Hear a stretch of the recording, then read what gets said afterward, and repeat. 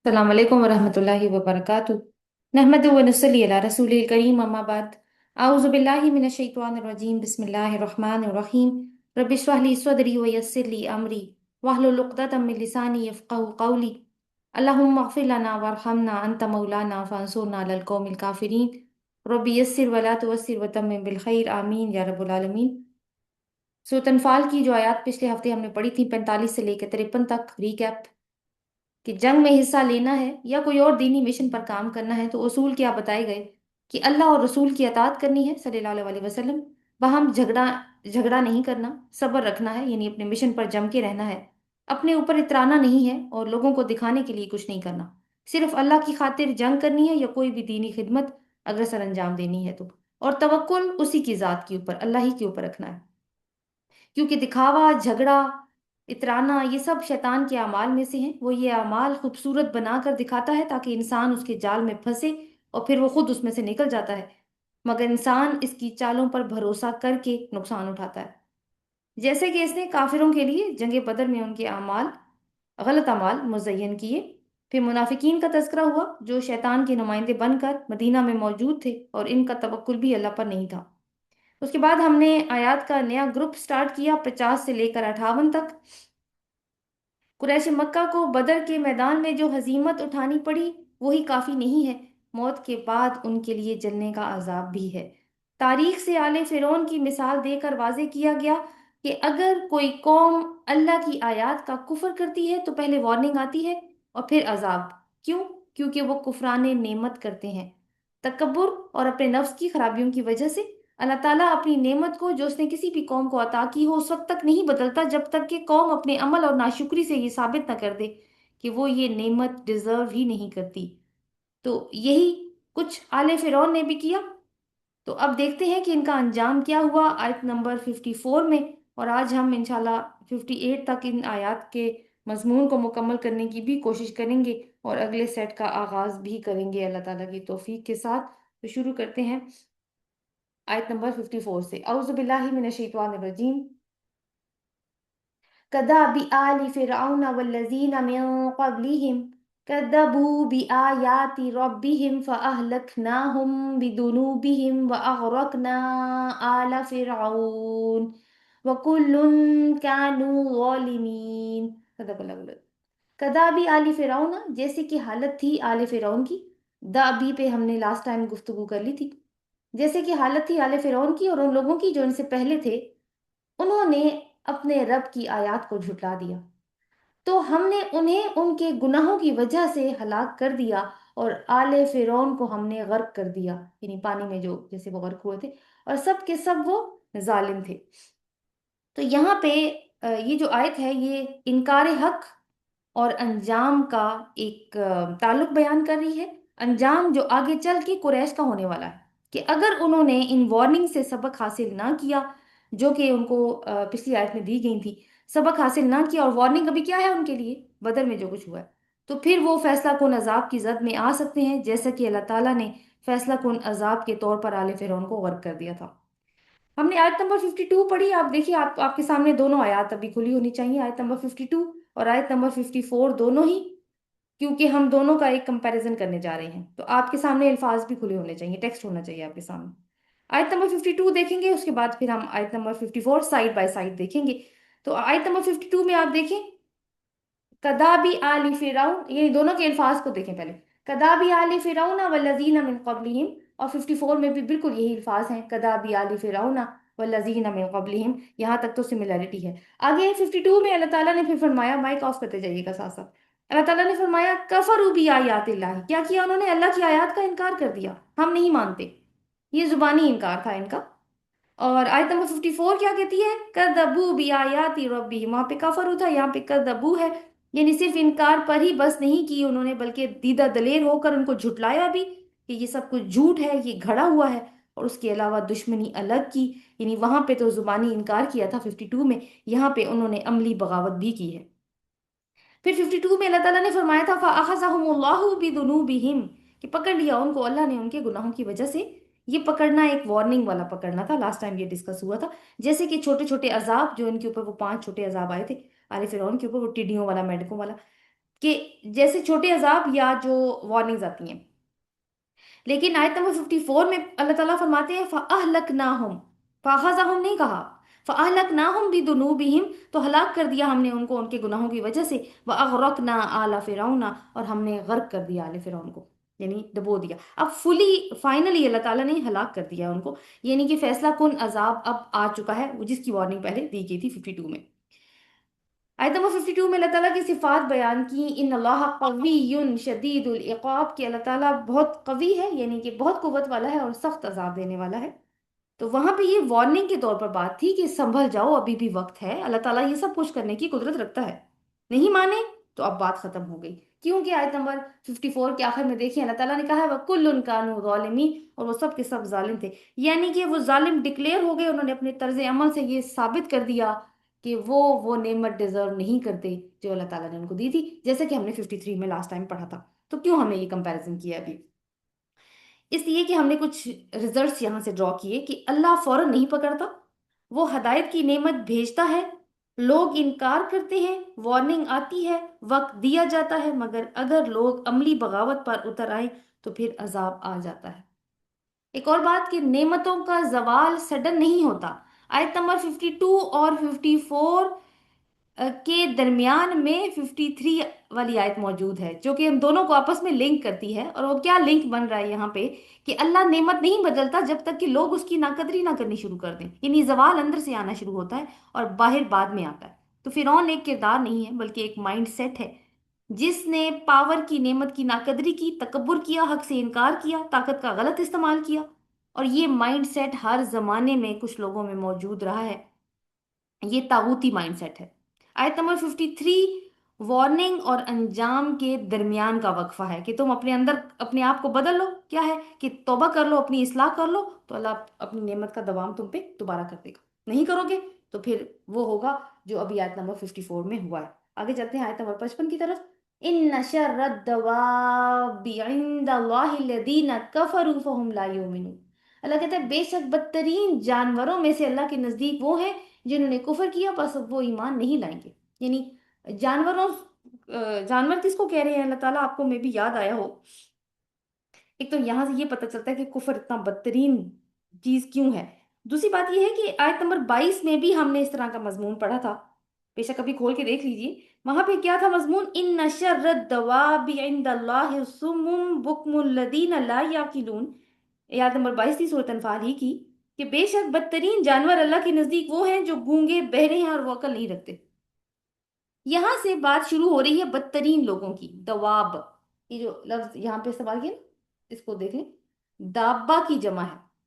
اس کے لغوی معنی یعنی ڈکشنری میننگ کیا ہوتے ہیں کہ زمین پر چلنے پھرنے والی چیزیں، اس میں انسان بھی شامل ہیں. مگر عام محاورے میں یہ لفظ چوپایوں کے لیے استعمال ہوتا ہے. چوپائے جو 4 پاؤں والے ہوتے ہیں، جو عقل اور شعور نہیں رکھتے. کیونکہ انسانیت کا شرف انسانوں میں موجود روح کی وجہ سے ہے، جانور میں روح نہیں ہے. فرشتوں کو بھی آدم علیہ السلام کو سجدہ کرنے کا جب حکم دیا گیا تھا تو اللہ تعالیٰ نے فرمایا تھا کہ جب میں اس میں اپنی روح میں سے پھونک دوں تو تم سجدے میں گرنا یا جھک جانا. اور روح کو اللہ اپنی طرف منسوب کرتا ہے، وَنَفَخْتُ فِيهِ مِن رُوحِي، ٹھیک ہے، اور میں نے اس میں سے اپنی روح میں سے پھونکا. تو یہی چیز کیا کرتی ہے؟ ہمیں انسان بناتی ہے، دابا سے انسان بنا دیتی ہے. اور فطرت یعنی روح کے اندر غلط اور صحیح کی تمیز موجود ہوتی ہے. کافر اپنی روح کا انکار کر دیتا ہے، فطرت کو دباتا ہے. جب دیکھیں انسان دو چیزوں کا مجموعہ ہے نا، ایک جسد خاکی ہے، یعنی ایک خاکی وجود، مٹی کا وجود، اور دوسرا روح. جب انسان اپنی روح کا انکار کر دیتا ہے تو پیچھے کیا رہ جاتا ہے؟ صرف خاکی جسم، مٹی کا جسم. روح کیا کرتی ہے؟ ہمیں مقصد دیتی ہے. اب مقصد ختم ہو گیا، کیا رہ گیا پیچھے؟ وہ جو جسمانی مٹی کا وجود رہ گیا. اب انسان کا مقصد کیا بن گیا؟ اسی خاکی وجود کو موٹا کرنا، فیڈ کرنا رہ جاتا ہے، یعنی پیٹ ہی پیٹ رہ جاتا ہے، پیٹ رہ جاتا ہے، شہوانی خواہشات رہ جاتی ہیں. تو اب اس میں اور جانور میں پھر کوئی فرق نہیں رہتا، دونوں ایک ہی سطح کے حیوان بن جاتے ہیں. یہ فرق ہو سکتا ہے کہ انسان تھوڑا کلچرڈ ہے، یا وہ اس کو کہہ سکتے ہیں کہ وہ ایک معاشی حیوان ہے، کیونکہ وہ تگ و دود کرتا ہے ساری زندگی پیسہ کمانے کی. تو یہاں پہ وہ کون سا گروہ مراد ہے؟ سوال یہ پیدا ہوتا ہے جو اللہ کے نزدیک جانوروں سے بھی بدتر ہے. تو دو الفاظ یہاں پہ اللہ تعالیٰ نے استعمال کیے، کفرو فہم لا یؤمنون. نمبر 1 کفرو، کہ جنہوں نے کفر کیا، اور نمبر 2 کہ وہ ایمان نہیں لانے والے اور نہ ہی آگے لے کر آئیں. تو یہ مشرکین مکہ بھی ہو سکتے ہیں، یہ یہودی بھی ہو سکتے ہیں جن کا اگلی آیت میں تذکرہ بھی ہے، اور یہ کوئی بھی ہو سکتا ہے جو اس کیٹیگری میں فال کرے جو ڈسکشن پیچھے سے چلتی چلی آ رہی ہے۔ آیت نمبر 56 دیکھتے ہیں۔ الذين عاهدت منهم ثم ينقضون عهدهم في كل مرة وهم لا يتقون، وہ لوگ آپ نے ان سے عہد لیا پھر وہ توڑ دیتے ہیں اپنے عہد کو ہر بار، اور وہ اللہ کا تقوی اختیار نہیں کرتے یا اپنے آپ کو نہیں بچاتے۔ ٹھیک ہے، کیا مطلب ہوا کہ وہ لوگ جنہوں نے، جن سے آپ نے، کس نے، آپ کون ہے؟ رسول اللہ صلی اللہ علیہ وسلم، یعنی یہ وہ لوگ ہیں جن سے آپ نے عہد لیا تھا، لیکن جب بھی کوئی موقع ہوتا ہے، ہر بار جب بھی کوئی موقع آتا ہے یہ عہد توڑتے ہیں اور یہ تقوی کی روش اختیار نہیں کرتے۔ تو یہاں سے معلوم ہوا کہ اللہ نے بدترین جانور ان کو کہا ہے جو عہد یا معاہدے کر کے توڑتے ہیں اور اس کو اپنی عادت بنا لیتے ہیں، کمٹمنٹ کرتے ہیں پوری نہیں کرتے، کر لیتے ہیں پوری نہیں کرتے۔ تو مشرکین مکہ نے بھی رسول اللہ صلی اللہ علیہ وسلم سے عہد یا معاہدہ کیا تھا صلح حدیبیہ کی شکل میں، اور وہ پھر انہوں نے توڑ دیا۔ اس کا ذکر اس صورت میں تو نہیں ہے، لیکن اگلی صورت جو کہ سورۃ انفال کا جوڑا ہے، کون سی صورت ہے؟ سورۃ توبہ، انشاءاللہ اس میں اس کا تذکرہ آئے گا۔ یہاں پہ خاص اہل یہود کا تذکرہ کیا گیا ہے۔ رسول اللہ صلی اللہ علیہ وسلم مدینہ میں جب تشریف لائے تو سب سے پہلے انہی کے ساتھ، یعنی یہودیوں کے ساتھ ہی انہوں نے ایک اچھا ہمسایہ بننے کے لیے، یعنی ایک باہمی تعاون اور مددگاری کا معاہدہ کیا، اور اپنی حد تک پوری کوشش کی کہ ان کے ساتھ اچھے تعلقات رکھے جائیں۔ اور دینی حیثیت سے بھی آپ صلی اللہ علیہ وسلم یہودیوں کو مشرکین کی نسبت اپنے زیادہ قریب سمجھتے تھے، ہر معاملے میں، یعنی مشرکین کے مقابلے میں اہل کتاب کے طریقے کو ترجیح دیتے تھے، اس لیے کہ یہ لوگ اہل کتاب ہیں، یہ وحی کو جانتے ہیں، یہ دین کو جانتے ہیں، اللہ سے واقف ہیں۔ لیکن مسئلہ کیا ہوا کہ ان کے علماء اور ان کے مشائخ، کیونکہ یہی وہ طبقہ ہے جو عام پبلک کو لے کے دینی معاملات میں لیڈ کرتا ہے، یہ لوگ رسول اللہ صلی اللہ علیہ وسلم کے مشن کو ناپسند کرتے تھے، کیا توحید خالص ان کو برداشت نہیں تھا۔ جو رسول اللہ صلی اللہ علیہ وسلم تعلیم دیتے تھے اچھے اخلاق کی، ان کو بھی اس سے بھی اعتراض تھا۔ جو اعتقادی اور عملی گمراہیاں ان کے اوپر آ چکی تھی، رسول صلی اللہ علیہ وسلم ان کے اوپر تنقید کرتے تھے، اور قرآن میں تنقید ہے تو رسول صلی اللہ علیہ وسلم کی دعوت تو قرآن ہے، تو اس پہ بھی ان کو اعتراض تھا۔ اقامت دین کی جو کوشش رسول اللہ صلی اللہ علیہ وسلم کر رہے تھے ایک مشن کے طور پر، ان کو ایک آنکھ نہیں بھاتی تھی۔ تو ان کی ایک مسلسل کوشش تھی کہ یہ جو نئی تحریک رسول اللہ صلی اللہ علیہ وسلم نے سٹارٹ کی ہے یہ کسی طریقے سے کامیاب نہ ہونے پائے۔ تو اس مقصد کے لیے مختلف انہوں نے پھر طریقے ایجاد یا سازشیں کرنی شروع کی۔ مدینے کے منافق مسلمانوں سے یہ لوگ ساز باز کیا کرتے تھے۔ اس کے لیے آپ کیا کرتے تھے، یہ اوس اور خزرج کے دو قبائل جو پہلے سے مدینہ میں آباد تھے، تو ان میں بہت پرانی جنگیں چلا کرتی تھی، تو مسلمان ہوئے تو پھر یہ جنگیں ختم ہوئی، تو یہ جا کے نا ان میں وہ پرانی حمیت جگاتے تھے، پرانی عداوتوں کو بھڑکاتے تھے جو اسلام سے پہلے ان کے درمیان میں موجود تھی، تاکہ ان کے درمیان میں تفرقے پڑے۔ اچھا، اس کے لیے اور کیا کرتے تھے کہ قریش اور دوسرے جو اسلام کے مخالف قبائل تھے ان کے ساتھ بھی ان کی خفیہ چالیں چل رہی تھی۔ تو یہ ساری حرکتیں یہ کب کر رہے تھے؟ جب ان کا میثاق مدینہ ہو چکا تھا رسول اللہ صلی اللہ علیہ وسلم، یعنی ایک طرف تو یہ انہوں نے ڈیل سائن کی ہوئی ہے، اور دوسری طرف آپ دیکھیں کہ ان کی حرکتیں کیا ہیں۔ تو کیا ہوا کہ یعنی جب جنگ بدر واقع ہوئی تو پہلے تو ان کو یہ توقع تھی نا کہ قریش تو بس اس تحریک کا بالکل ہی خاتمہ کر دیں گے، لیکن جب نتیجہ ان کی توقعات سے بالکل الٹ نکلا تو جو سینوں میں جو حسد کی آگ تھی وہ اور بھی زیادہ تیز ہو گئی۔ تو انہوں نے اس اندیشے سے کہ بدر کی فتح کہیں اسلام کی طاقت کو مزید ایک ہمارے لیے مستقل خطرہ ہی نہ بنا دے، اپنی یہ جو مخالفانہ کوششیں ہیں انہوں نے اس کو تیز کر دیا۔ یہاں تک کہ ان کا ایک لیڈر تھا کعب بن اشرف، اس نے جب سنا نا کہ مسلمان بدر کی جنگ میں کامیاب ہو گئے ہیں تو اس نے چیخ کے کہا کہ آج زمین کا پیٹ ہمارے لیے اس کی پیٹھ سے بہتر ہے۔ پیٹ کا کیا مطلب ہے کہ کاش ایسا ہوتا کہ ہم مر جاتے اور قبروں کے اندر ہوتے اس خبر سننے سے پہلے، یہ خبر جو ہم نے سنی ہے آج۔ تو پھر یہودیوں کا ایک اور قبیلہ تھا بنو قینقاع، ان کے ساتھ بھی چونکہ معاہدہ تو سب کے ساتھ تھا، لیکن انہوں نے مسلمان خواتین کو چھیڑنا شروع کر دیا جو ان کی بستی میں، کیونکہ مرچنٹ لوگ تھے، یہ لوگ تجارت پیشہ تھے، تو مسلمان خواتین یہ لوگ جایا کرتے تھے ان کے پاس۔ تو جب رسول اللہ صلی اللہ علیہ وسلم نے ان کی حرکتوں پر ان کو ملامت کی تو آگے سے کہتے ہیں کہ آپ نے تو قریش کے لونڈے دیکھے ہیں، کبھی ہم سے جنگ کر کے دیکھیں تو آپ کو پتہ چلے گا کہ جنگ کیا ہوتی ہے، ہمارے مقابلے میں آئے تو آپ کو پتہ چلے گا کہ مرد کیسے ہوتے ہیں۔ آج بھی یہی حال ہے ان کا، آپ دیکھیں کہ جب بھی کسی قوم سے کوئی معاہدہ کرتے ہیں خیانت ہی کرتے ہیں، توڑتے ہیں۔ اب آج کل بھی ایک معاہدے کی بات چل رہی ہے ایران اور ان کے درمیان میں، لیکن آپ دیکھیں کہ اب کچھ چیزوں سے تو ویسے ہی مکر گئے ہیں، اب آج کل آئے میں پاکستان، دیکھیں کہ کیا سچویشن بنتی ہے ان کی، لیکن قرآن نے تو ان کی پہلے سے ہی خبر دے دی ہے۔ آگے چلتے ہیں اگلی آیت کی طرف۔ آیت نمبر 57. فَإِمَّا تَثْقَفَنَّهُمْ فِي الْحَرْبِ فَشَرِّدْ بِهِمْ، فشرد کو انڈرلائن کریں، فَشَرِّدْ بِهِمْ مِنْ خَلْفَهُمْ لَعَلَّهُمْ يَذَكَّرُونَ، پھر اگر آپ انہیں پائیں جنگ میں تو مار بگھائیں ان کے ذریعے انہیں جو ان کے پیچھے ہیں، شاید کہ یہ نصیحت پکڑیں. یعنی ایک تو یہ ہر طرح سے وہ توڑتے ہیں، تو اللہ کہتا ہے اگر تمہیں لڑائی میں مل جائیں تو ان کی ایسی کوئی تم نے خبر لینی ہے نا کہ اس کے بعد جو دوسرے لوگ اسی روش پہ ہیں ان کے ایسے ہوش اڑے کہ وہ پھر نصیحت پکڑے ہیں اس چیز کے ساتھ. تو یہاں پہ یہ ہے کہ اس آیت میں 57 میں کہ مسلمانوں کے لیے دشمنی کے بھی قوانین بتائے ہیں اللہ تعالیٰ نے کہ دشمنی کے بھی کیا ایتھکس ہونے چاہیے. برا دشمن وہ ہے جو معاہدہ کر کے توڑ دے، تو مسلمانوں کو معاہدہ توڑنے کی اجازت نہیں ہے، لیکن کچھ خاص حالات میں ہے. خاص حالات میں یہ یہودی مسلمانوں کے خلاف کفار مکہ کے ساتھ مل کر خفیہ طور پر جو سازشیں ہر وقت کرتے رہتے تھے. لیکن یہ ہے کہ اگر یہ یہودی جنگ میں کافروں کے ساتھ مسلمانوں کے خلاف لڑتے ہوئے پائے جائیں تو پھر ان کے ساتھ اللہ تعالیٰ کہتے ہیں کیا کرنا ہے. تو ایک لفظ ہے یہاں پہ فشرد، تو مار بھگائیں. شرد کا مطلب ہوتا ہے کہ جب ایک اونٹ کو ذبح کیا جائے اور دوسرا وہ سین دیکھے اور ڈر کے بھاگ جائے. ٹھیک ہے، یعنی ایسی عبرتناک سزا دینی ہے جو قریش مکہ اور یہود پیچھے بیٹھ کر ان کٹ پتلیوں کی ڈوریں ہلا رہے ہیں نا، ان کے ہوش ٹھکانے آ جائیں. کیوں؟ کیونکہ انہوں نے معاہدے کی خلاف ورزی کی، تاکہ وہ نصیحت پکڑے آئندہ. وَإِمَّا يَتَخَافَنَّ مِنْ قَوْمٍ خِيَانَةً، اور اگر آپ واقعی خوف رکھتے ہیں کسی قوم سے خیانت کا، اور یہ کون سی قوم ہے خیانت کرے گی؟ جو جن سے معاہدہ ہو چکا ہے. تو اگر آپ خوف رکھتے ہیں کسی قوم سے خیانت کا تو کیا کرنا ہے مسلمانوں تم نے؟ یعنی وہ تو کچھ نہ کچھ اپنے جو انہوں نے معاہدہ کیا تھا اس کا پاس انہوں نے نہیں رکھا نا، اس کا مطلب تو یہ خیانت کی انہوں نے. تو مسلمانوں تم نے کیا کرنا ہے؟ فم بid الیہم علی سواء، پس پھینک دیجئے ان کی طرف برابری پر. یعنی ان کا جو معاہدہ ہے وہ ان کی طرف علانیہ پھینک کے، پھینکنے کا مطلب ہے کہ علانیہ توڑ دیں. اب ڈکلیئر کر دیں کہ ٹھیک ہے تم لوگ توڑ رہے ہو، تم تو بتا نہیں رہے، ہم تمہیں بتا کے توڑتے ہیں. ان اللہ لا یحب الخائنین، بے شک اللہ خیانت کرنے والوں کو پسند نہیں کرتا.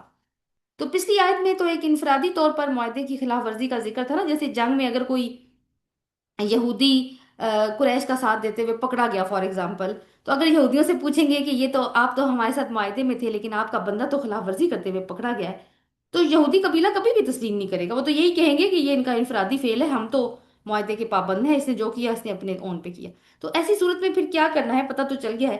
تو وہ تو اوپر والی آیت میں ہمیں بتا دیا، لیکن یہ والی جو آیت ہے یہ قومی سطح پر معاہدہ توڑنے کا حل بیان کر رہی ہے کہ اگر مسلمانوں کو یہ شک ہو گیا ہے کہ کسی وجہ سے کہ جس قوم کے ساتھ معاہدہ تھا وہ اس کو توڑ رہی ہے اندر ہی اندر، اور وہ ظاہر ہے کیسے پتہ چلے گا، کچھ نہ کوئی حرکتیں ایسی وہ کریں گے، تو پھر یعنی خیانت کریے، تو ایسی صورت میں علل اعلان ان کے ساتھ معاہدے کو منسوخ کر لیں، بتا کے توڑیں.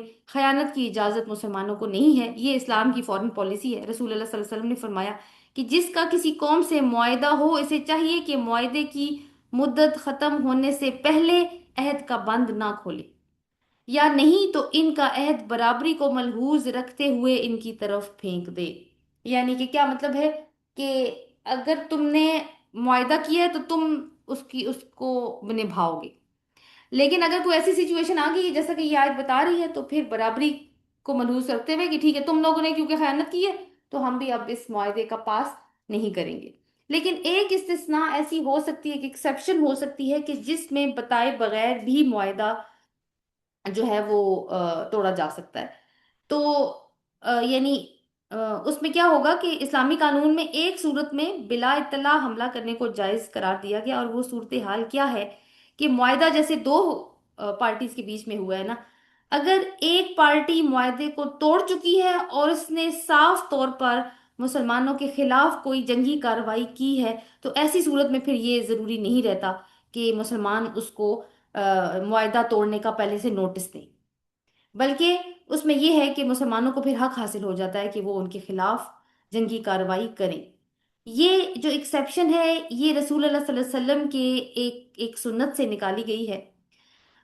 صلح حدیبیہ میں ایک شرط تھی کہ 10 سال تک جنگ بندی رہے گی. ٹھیک ہے، اور ایک دوسری اس میں نقطہ یہ تھا کہ اس 10 سالوں کے دوران اگر کوئی قبیلہ مکہ والوں یعنی قریش کے ساتھ ان کا حلیف بننا چاہے تو وہ حلیف بن سکتا ہے، اگر کوئی مسلمانوں کے ساتھ ملنا چاہے تو وہ مسلمانوں کے ساتھ بھی مل سکتا ہے۔ اب دیکھیں جو حلیف بنتے ہیں وہ پھر ان کے حصے ان کے پارٹنرز ہی شمار ہوتے ہیں۔ تو اس میں دو قبائل تھے، بنو بکر اور بنو خزاع۔ بنو خزاع نے رسول اللہ صلی اللہ علیہ وسلم کے الائنس بننے کا فیصلہ کیا، اور بنو بکر جو ہے وہ قریش کے الائنس میں چلے گئے۔ لیکن ہوا کیا کہ بنو بکر نے بنو خزاع پہ حملہ کیا اور ان کے لوگوں کو قتل کیا۔ تو یہاں پہ سے کیا ہوا کہ ٹریٹی ختم ہو گئی، جو صلح حدیبیہ تھی بیسیکلی وہ ٹوٹ گئی یہاں سے۔ تو خیانت ہوئی، اور اور بغیر بتائے ہوئے، بغیر کوئی نوٹس کے توڑ دی گئی۔ تو پھر آپ صلی اللہ علیہ وسلم نے انہیں معاہدہ توڑنے کا نوٹس نہیں دیا، بلکہ اطلاع دیے بغیر ہی مدینے پہ چڑھائی کر دی۔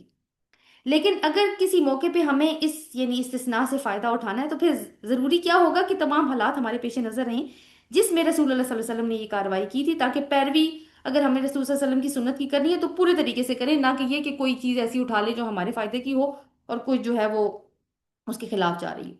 تو اس میں یہ ہے کہ حدیث اور سیرہ کی کتابوں میں سے جو کچھ ثابت ہے وہ کیا ہے کہ نمبر ون، یعنی یہ جو صلح حدیبیہ کے بعد جو، کیونکہ صلح حدیبیہ ہی کے ٹوٹنے کی وجہ بنی تھی فتح مکہ، کہ قریش کی طرف سے جو خلاف ورزی تھی وہ اتنی واضح تھی کہ کوئی بھی اس کے اوپر سوال نہیں اٹھا سکتا تھا۔ ایون خود قریش کے لوگ بھی اس بات کا اعتراف کرتے تھے کہ اب معاہدہ ہمارا ٹوٹ گیا۔ اسی وجہ سے انہوں نے ابو سفیان کو پھر بھیجا تھا مدینہ کہ جاؤ رسول اللہ صلی اللہ علیہ وسلم سے معاہدہ کرو، جس کے صاف معنی یہ تھے کہ ان کے نزدیک بھی یہ عہد باقی نہیں رہا۔ تاہم یہ بھی ضروری نہیں ہے کہ جس قوم نے عہد توڑا ہو وہ اس کا اعتراف کرے۔